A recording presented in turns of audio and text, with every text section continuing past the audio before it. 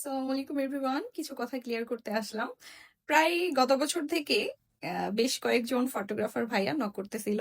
টিকটকে বেশি এটা আরকি যে ফটোশুট করানোর জন্য সিনেমাটিক ভিডিও কোলাবোরেশন আরকি করার জন্য। ঠিক আছে, আমি একটা ভাইয়াকে ডেটও দিছিলাম কাশফুলের টাইমে যে হ্যাঁ, ঠিক আছে ভাইয়া অমুক দিন করব। বাট আমার ফ্যামিলিগত প্রবলেমের জন্য হয় নাই।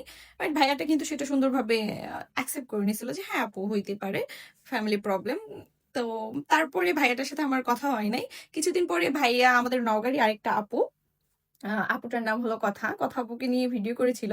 মাশাআল্লাহ অনেক সুন্দর হয়েছিল ভিডিও। সবচাইতে বড় কথা, আমি যে ইচ্ছা করে করি না এরকম ভিডিও এমন না। আজকে এগুলা কথা বলার কারণে একটা ভাইয়া আমাকে টিকটকে নক করছিল বেশ অনেকদিন আগে। আমি টিকটকের নোটিফিকেশন খুব একটা চেক করি না। তো আজকে চেক করলাম। তো চেক করে দেখলাম যে অনেকবার লিখছে। আমিও একবার লিখছিলাম যে ভাইয়া আমি ভেবে জানাবো। উনি ব্রাইডাল ফটোশুটের কথা বলছিল। তো আমি বললাম আচ্ছা ভাইয়া, আমি জানাবো আপনাকে। তারপরে আমার নোটিফিকেশন চেক করা হয় নাই যে কোনো কারণে। তো উনি আমাকে লিখেছে যে ও কোলাবোরেশন এই জন্য করবেন না, টাকা নিবেন এই জন্য করবেন, কত টাকা নিবেন আপনি? ভাই, টাকার জন্য সবকিছু হয় না। এমন না যে আমরা শুধু টাকার জন্য প্রমোশনাল ভিডিও বানাই।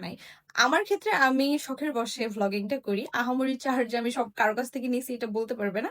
আমি যাদের ড্রেসের ভিডিও করে দিছি ম্যাক্সিমাম, তারা আমাকে গিফট করছে, আমি সেটা ভিডিও করে দিছি, প্রমোট করে দিছি। আমি ছোট মানুষ, আহামরি বড় কোনো কন্টেন্ট ক্রিয়েটার না যে আমি আহামরি ডিমান্ড করে বসবো যে আমাকে এত হাজার টাকা দিতে হবে নয়তো আমি ভিডিও করব না। ভাই, আমি ক্লিয়ার করে দিই ফটোগ্রাফার ভাইয়াদের, আমি শুধুমাত্র একটা কারণেই ফটোগ্রাফার ভাইয়াদের সাথে ভিডিও করা হয় না, কারণ আমার সব ভিডিও যে তৈরি করে দেয় আমার পার্সোনাল ফটোগ্রাফার, সে যথেষ্ট ভালো ফটো ভিডিও ক্লিক করে, বাট আর তার সাপোর্ট আছে বলেই কিন্তু আমি ভ্লগিংটা করতে পারি। তো সে সেটা পছন্দ করে না, আর তার মতামতকে গুরুত্ব আমার অবভিয়াসলি দিতে হবে। তো এই জন্য আমি করি না ভাইয়া, এই জন্য আমি রেসপন্সও ঠিক মতো আপনাদেরকে করতে পারি না। এটাকে আপনারা পার্সোনালি বা আমার অহংকার এভাবে নিয়েন না। আমার সাথে আজ পর্যন্ত আমার যতগুলা ফ্যান বা যেই বলুন না যে আমার ভিডিও দেখা হয়েছে, আলহামদুলিল্লাহ কেউ বলতে পারবে না আমার মধ্যে কোনো অহংকার আছে বা আমি কোনো অহংকার দেখাইছি। রিসেন্ট কিছু বিষয় হয়েছে, আমি বাজারে গেছিলাম। তো একটা কিউট পিচ্চি আমার ভিডিও দেখে আমাকে খুব পছন্দ করে। আর আসলে আমার সাথে কথা বলতে পারতেছিল না। আমি ৩টা দোকান ঘুরছি। ৩টা দোকানে ও আমার পিছনে পিছনে গেছিল। আন্টি ছিল, ও একটা, ওর মা ছিল সাথে। তো বাট আমার সাথে কথা বলার সাহস পাচ্ছিল না। পরে আমি ওর সাথে কথা বলছিলাম অন্য একটা কারণে। তো সে তারপরে আন্টিটা বলল যে আসলে ও তোমার ভিডিও দেখে আমরা তোমার সাথে কথা বলার জন্যই ঘুরতেছিলাম, কিন্তু কথা বলতে পারি নাই। আমি এটাতে খুশি হই। হ্যাঁ, আমার খুবই ভালো লাগে যে ২-১টা মানুষ আমাকে চিনে। আমার এটা খুবই ভালো লাগে।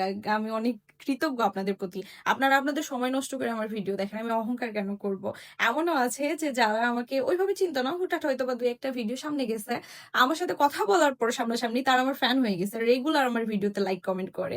তো এটাই আমাকে সামনে থেকে দেখার পরে আপনারা হয়তো বুঝতে পারবেন যে আমি অহংকারী মানুষ না ভাই।